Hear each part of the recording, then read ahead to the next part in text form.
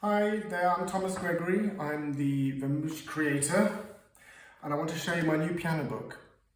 In this video, I'm just going to quickly glance over the rather radical new approach to the beginning of the book, which I think a lot of you should try out with your pupils. It would be great for any beginners, especially little ones, and if you've got any kids who are struggling a lot with what they're currently working on, it might be something to try out, to do something different. Basically, once you've established the fingers, 1, 2, 3, 4, 5, you identify the dominant finger, which is the index finger, the pointy finger, and then you find the two black notes, which I refer to as the donkey's ears, and you place your pointy fingers in between the two donkey's ears. So that's a very, very easy reference point. And if you look from above, you see what the children will see when they're looking at their hands. The hands are actually covering the same notes in mirror image of each other. So there's nothing too complicated visually about that, and it feels quite natural. The hands are beautifully spaced apart, and so it really promotes a good posture and a good seating position. So then after that, it's really about finding melodies which will work in contrary motion. So I start out very slow waltz. A waltz is a great way to start because it's calming and it's very clear where they're going to have to play the next note. They've got plenty of time to relax and to think about it, and you can really work on how they create shape in both their hands. With Vamoosh, it's all about backing tracks and it's about playing in ensembles. So there are piano accompaniments to all the pieces, and there are backing tracks as well. If you simplify the reading, if you simplify the approach, then they can play with backing track straight away, and that's really going to fill them with a sense of accomplishment and enjoyment, which is rather key. So the first 9 pieces in the book are in this contrary motion pattern. They stay in that position, exploring different rhythms. So they're sort of getting a sense of pulse, getting a sense of rhythm. They're getting to use their fingers, they're getting contact. Their mind is getting good contact with their fingers rather than with points on the keys. Because one of the problems with reading notes is that they end up pointing fingers at points on the keys rather than just getting a contact with their fingers and getting a sense of where their hands and arms are when they're playing, which is a really important thing in the beginning, in the early stages. You'll notice that there are some where the alternative hand position, they can move it up 2 spots, which is the C position. So they'll get used to doing a little bit of that earlier on as well. So when we move to C position later in the book, that won't be too unfamiliar. And then after Mary Had a Little Lamb, which is a nice familiar tune which works beautifully in contrary motion, start introducing what the note rhythms look like, and we start putting the note rhythms above the notes.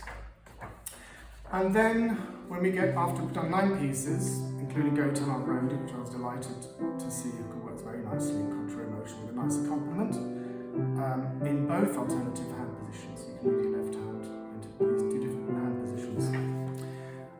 So then we introduce the grand stave. Now, again, a lot of other books will do right hand first and then left hand. But I feel that once you've started this way, the kids are used to using both hands.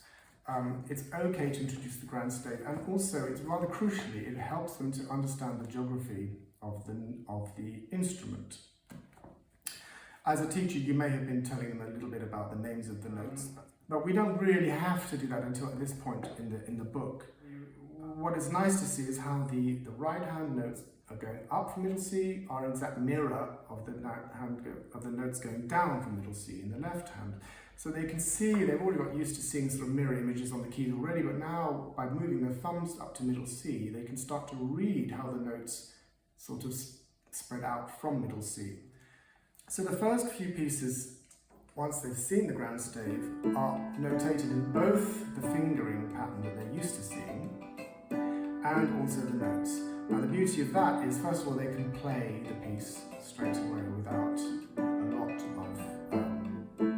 explaining, because they've already been doing this in the book. But then what you can do is you can retrospectively start to analyse how it's notated. So you can start to split the fingers up if you like. You can start looking at the right hand and then maybe the left hand, or you can play them together and you can see how the right hand notes go up and down and the left hand notes go down and up when you're using 2 and 3 like that. I also avoid using first finger in these early pieces because I don't like the clustering on the middle C. So I'm just using 2 and 3 for the time being. Then I go to middle C, and the lyrics are middle C up to D, C, D, C, D, C. So they're actually reading the lyrics of the music are the notes that they're playing. Really, really simple. And then, of course, because as I've been saying, I'm going to balance both hands throughout the book. The top line is in the right hand, and then the second line of music is the left hand notes.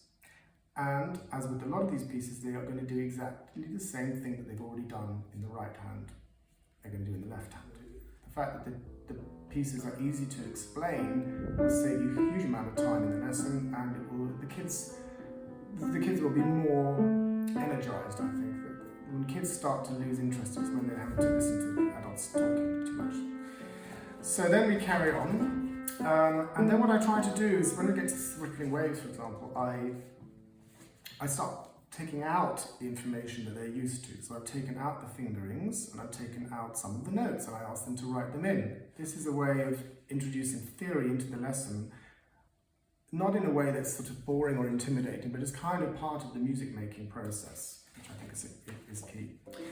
Above and below the C is follows the similar principles. You've got the left hand page are all the notes above the C, so that's the bones, and then I wrote some words to go with that to give the image of being above the C, and then the second page is the left hand playing all the notes below the C. My father has done these lovely illustrations throughout the book. Then we go, the next tune is an interval, so jumps goes to the interval of a third, and also encourages sort of staccato technique. So I use the image of hopping fleas, so they're hopping over notes. So you've got that image of them hopping over notes. And then the staccato, you can work on however it is you like to teach staccato, bouncing wrists or fingers or anything like that. The right hand page is again an exact mirror image of what the left hand page is, and it's all in the magic of the accompaniment to make it sound like a real, a nice piece of music. Twinkle Twinkle Little Star, which is obviously a terribly familiar piece. The advantage of that is that I can actually take out some of the notes themselves, and you can ask your pupils to fill in the notes, because they'll know, and they can either copy from one page to another, or they can use their musical instincts and work it out. I mean, it really helps sort of give them a rounded sense of reading music.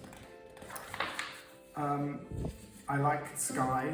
It's one of my. I like this tune. I don't know why. It's quite cute, I think.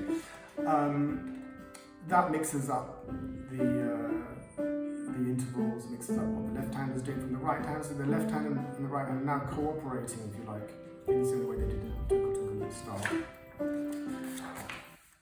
Then we move to middle C, position, which, as I said, they've already done earlier in the book. Maybe they didn't realise it, but they have been. And the good thing about that, of course, is that the fingers are now covering exactly the same notes. So what you can then do, or what I've done, is that the right hand plays a melody, and then the left hand copies the melody exactly. Now, what's nice about that is that your right hand is teaching your left hand. So what they won't find difficult in the right hand, they just simply have to copy. It gives them a sense of parallel movement, because they're obviously used to contrary up until now pretty much. But now they're doing some more parallel movement, and they get a sense of what it feels like to play the same notes in both hands. Echoes does something similar, except we start with the left hand, so you have to start really examining what that C looks like in the left hand. And the right hand copies a different dynamic, a little bit of dynamic changes there, and articulation changes. And then lightly row, again, it's useful to have a familiar piece. They play parallel motion, not contrary motion, which is really key. So what we're doing is we're using both hands all the time, simply, and then gradually it becomes a little bit more complicated because you start to separate what the hands are doing. And of course, if you're playing with backing tracks and accompaniments, then you've got to keep things as simple as you can. And we are the champions of how we take the hands off the keys. So they'll play chords, and then they'll come off and clap the rhythm. And then we put the hands down on the keys, so they're getting used to taking the hands off, putting the hands down on the keys. And then at that point, we are pretty much ready to separate what the right hand is doing from the left hand. So in rush hour, the left hand will do some very simple chords, and the right hand will play the melody. The melody will be relatively easy for them to learn, and the chords will be very easy to do as well. So they're actually, based on everything they've done so far in the book, that will not be very difficult. And then the last tune in the book, of course, is Ode to Joy by Beethoven. Now what I've done is I've slightly pushed the boat out a little bit here, so they're using all the skills they've developed, of course, but I've made it just a little bit harder, and I think what's nice about that, at least in the second line, when you start doing parallel motion but not the same pitch, it'll just make them try just a little bit harder just to get them over the top, go to the edge and finish the book. Feeling like they've really accomplished something written by one of the great composers. So, that's it. If you enjoyed this video, I know you're supposed to like things and all that sort of stuff. This is my first video like this, so it would be nice if you did. Thank you very much for listening, and have a great year.